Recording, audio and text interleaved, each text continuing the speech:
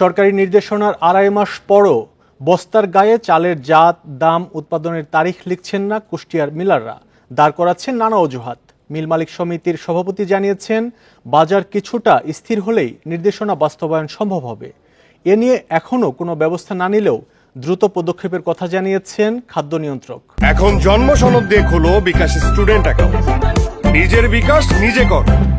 এ নিয়ে আরও জানাতে চট্টগ্রাম, নাটোর ও কুষ্টিয়া থেকে জানাবেন সহকর্মীরা। শুরুতে আমরা যাচ্ছি চট্টগ্রামে, সেখানে আছেন সহকর্মী অনুপম শীল। অনুপম, আসলে মিলাররা কেন এই বস্তার গায়ে উৎপাদনের তারিখ বা চালের জাতের নাম এসব কেন দিচ্ছে না, আর প্রশাসনই বা কি দেখভাল করছে বা প্রশাসনের পক্ষ থেকে কোনো পদক্ষেপ আছে কিনা?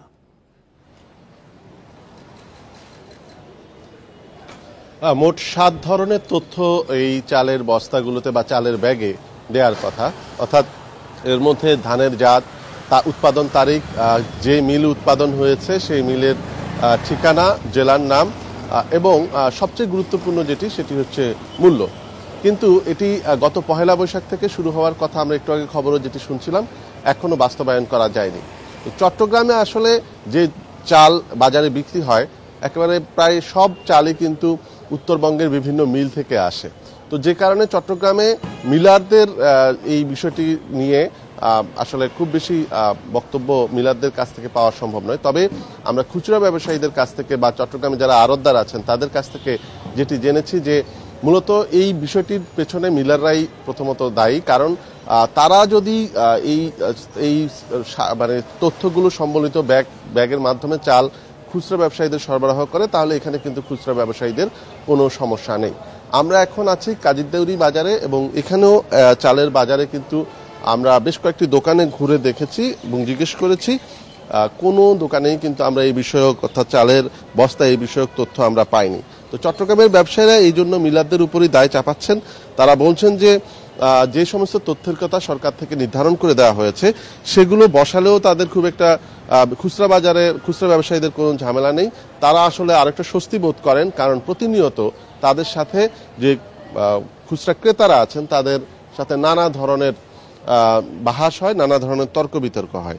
কারণ দেখা যায় যে একই ধরনের চাল, একই জাতের চাল ভিন্ন ভিন্ন মিলাররা ভিন্ন ভিন্ন দামে সরবরাহ করছে।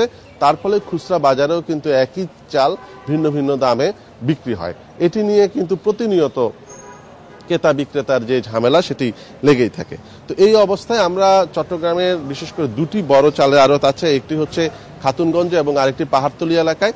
কোনো চালের এই আড়তগুলোর কোথাও কিন্তু আমরা এখনো পর্যন্ত প্রশাসনের কোনো তদারকি বা প্রশাসনের কোনো অভিযান অন্তত এই বিষয়টিতে নেই। তবে প্রশাসনের পক্ষ থেকে যেটি বলা হয়েছে, এটি আসলে যেখানে উৎপাদন হয় অর্থাৎ কুষ্টিয়া বা উত্তরবঙ্গের যে জেলাগুলোতে চাল মিলগুলো বেশি, সেখানে আসলে আগে নজর দিতে হবে। অনুপম, আপনি আমাদের সাথেই থাকুন। আমরা এখন একটু নাটোরের খবর জানবো। সেখান থেকে যোগ দিচ্ছেন সহকর্মী বাপ্পি লাহিড়ী। বাপ্পি, আসলে আপনার এলাকাতে কি খবর? চাল উৎপাদন মূলত আপনার এলাকাতে অনেক বড় মিলার আছে, অনেক বড় মিল আছে, সেখানে আসলে এরকম নিয়ম মানা হচ্ছে কিনা?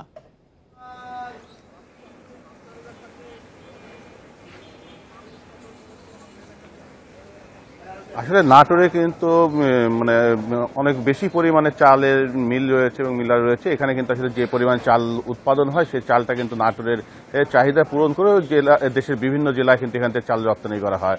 তবে আমরা যেটা দেখেছি যে সরকার যে নির্দেশনা দিয়েছিল যে চালের বস্তার গায়ে দাম, চালের জাত, ধানের জাত, উৎপাদনের তারিখ এবং কোন মিল থেকে যে চাল সরবরাহ হচ্ছে সেই তালিকা মানে নির্দেশনা লেখা থাকতে হবে বস্তার গায়ে। কিন্তু আসলে এই নির্দেশনা কিন্তু আমরা নাটোরের কোনো আড়তে বা মিলে এখন পর্যন্ত সেইভাবে আমরা আসলে দেখতে পাইনি। আমরা যেটা দেখেছি যে বস্তার গায়ে বিভিন্ন কোম্পানির নাম লেখা থাকে এবং কিন্তু মানে তাদের মানে এই কোম্পানির অ্যাডভার্টাইজ করার যে প্রক্রিয়া সেই প্রক্রিয়াগুলো লেখা থাকে। এর বাইরে এখন পর্যন্ত আসলে চালের যে নির্দেশনাগুলো রয়েছে, চালের উপরে যে ধান জাত এবং উৎপাদনের তারিখ সব বিভিন্ন যে এই সংজ্ঞাগুলো লেখার কথা ছিল সেগুলো কিন্তু এখন পর্যন্ত আমরা দেখতে পাইনি। তবে এই বিষয়গুলো নিয়ে যখন আমরা এই আড়তদারদের সাথে কথা বলেছিলাম, আমি কিছুক্ষণ আগেও এখানকার বেশ কয়েকজন আড়তদারের সাথে কথা বলেছি, তারা কিন্তু আমাদেরকে জানিয়েছে আসলে এই বিষয়গুলো আমাদের আসলে সেইভাবে তদারকি করার কিছু নাই, যেহেতু আমরা মিলারদের কাছ থেকে সরাসরি আমরা এই চালের বস্তাগুলো কিনে নিয়ে আসি। এটা যদি মিলের পক্ষ থেকে, প্রশাসনের পক্ষ থেকে যদি মিলদেরকে নির্দেশনা দেওয়া হয়, কোনো তদারকি করা হয় যে মিল থেকে কোনো রকম বস্তা যে খুচরা বাজারে বা আড়তে আসবে না, তাহলে কিন্তু আসলে আমরা ওটা বিক্রি করতে পারবো না। যেহেতু মিল থেকে সরাসরি আমাদের কাছে চলে আসে এবং তাদের প্রতিষ্ঠানের বিজ্ঞাপন সম্বলিত যে বস্তা আসে সেই বস্তাতে আমরা চাল বিক্রি করি। এখানে কিন্তু একটা সমস্যা, যেটা আমি এখানকার কিছু ব্যবসায়ীদের সাথে কথা বলেছি, তারা বলেছে আসলে অনেক ক্ষেত্রে কিন্তু ভুলবশত হোক আর যেভাবেই হোক একই বস্তাতে কিন্তু আসলে ভিন্ন রকমের চাল অনেক সময় চলে আসে। দেখা যাচ্ছে কোনো চাল লেখা আছে যে মিনিগেট, আসলে মিনিগেট বলে যেহেতু কোনো চাল নেই, তারপরেও মিনিগেট চালে আসে। আবার অনেক সময় আছে মিনিগেটের বস্তার নামে কিন্তু আসলে পায়জাম বলে অনেক চাল চলে আসতেছে। সেক্ষেত্রে আসলে কাস্টমারদের সাথে এখানকার ব্যবসায়ীদের কিন্তু আসলে অনেক সময় কথা কাটাকাটি বাকবিতণ্ডা হয়, যার কারণে কিন্তু আসলে এখানকার ব্যবসায়ীরাও চাচ্ছেন যে আসলে চালের বস্তার গায়ে সঠিক সুনির্দিষ্ট তথ্যবলী যদি দেওয়া থাকতো, তাহলে আসলে চাল বিক্রি করতেও তাদের যেরকম সুবিধা হতো, চাল কিনতেও তাদের সুবিধা হতো। বাপ্পি, আপনি আমাদের সাথেই থাকুন। আমরা এখন যাব কুষ্টিয়াতে, সেখান থেকে যোগ দিচ্ছেন সহকর্মী মিলনুল্লাহ। মিলন, আমরা যে প্রতিবেদনটি দেখছিলাম সেটি আপনারই করা, তো আপনার এলাকাতে প্রশাসনের পক্ষ থেকে কেন ব্যবস্থা নেওয়া হচ্ছে না, বা এখানে বাধা কোথায়? আসলে যে নির্দেশনা আছে সেটি বাস্তবায়নে বাধা আছে কিনা কোথাও? হ্যাঁ, আসলে প্রতিবেদনে যেমনটি দেখিয়েছেন এবং যেমনটি সহকর্মীরা বলছিলেন, বিষয়টা হচ্ছে এইরকম যে কুষ্টিয়ায় কিন্তু যে খাজানগর, এই খাজানগর বাংলাদেশের অন্যতম বৃহৎ একটি চালের মোকাম। আর এখানে প্রায় 450 অধিক ছোট বড় এবং অটো রাইস মিল আছে। তো এই রাইস মিল থাকাকালীন কিন্তু সারা বাংলাদেশের যে চালের চাহিদা, তার কিন্তু একটা বড় অংশ এই কুষ্টিয়ার খাজানগর থেকেই মেটে আর কি। তো আসলে এখানকার যে চালের বস্তায় যে পয়লা বৈশাখ থেকে যে চালের যে 7 ধরনের নির্দেশনা দেওয়ার কথা ছিল, সেটা কিন্তু নিয়ে আমরা মিল মালিকদের সাথে কথা বলেছি। তারা যেটা বলছে যে আসলে তাদের যে 7 ধরনের, তার ভিতরে কিন্তু অনেকগুলাই কিন্তু তারা বস্তার গায়ে অলরেডি লেখে। আর কিন্তু এই আর কিছু জিনিস, যেমন বস্তায় ধানের যে মূল্য, সেই মূল্যটা কিন্তু আসলে প্রতি সপ্তাহে বা কোনো দিন 1 দিন 2 দিন পর পরও কিন্তু ওঠানামা করে। এই কারণে তারা কিন্তু এই নামটি তারা লিখতে পাচ্ছে না।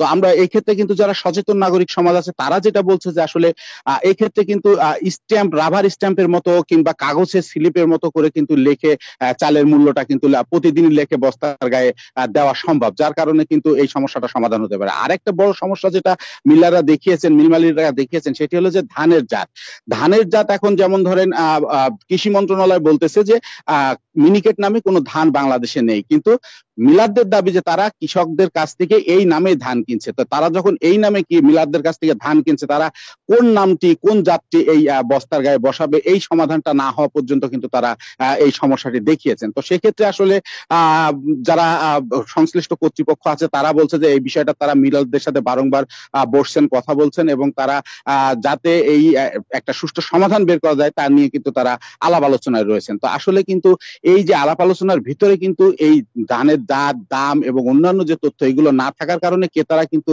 নিয়মিত প্রতারিত হচ্ছে। কারণ এই যে আপনি জানেন যে কিছুদিন আগে আমনের মৌসুম গেল, আমনের ভরা মৌসুম, এবং ধানের যে উৎপাদন সেটা কিন্তু খুব ভালো হয়েছে। তারপরেও কিন্তু হুট করে গত 1 সপ্তাহ বা 10 দিন আগে থেকে কিন্তু চালের বাজার আবার অস্থিরতা সৃষ্টি হয়েছে। এইসব অস্থিরতার পেছনে কিন্তু এই ধরনের কারসাজিকে দায়ী করছে সচেতন নাগরিকরা। তারা বলছে যে আসলে চালের মূল্য যদি বস্তার গায়ে নির্ধারণ থাকে, জাত যদি নির্ধারণ থাকে, ক্রেতারা প্রতারিত হবে না, এবং এই চালের দাম নিয়ে যে কারসাজি, সেই কারসাজিটা করা সম্ভব হবে না। কারণ আজকে যে রেটটি বস্তার গায়ে লেখা থাকবে, সেটি কালকে যদি বেশি দামে বেচতে যায়, তাহলে কিন্তু ক্রেতারা সেখানে প্রতিবাদ করবে।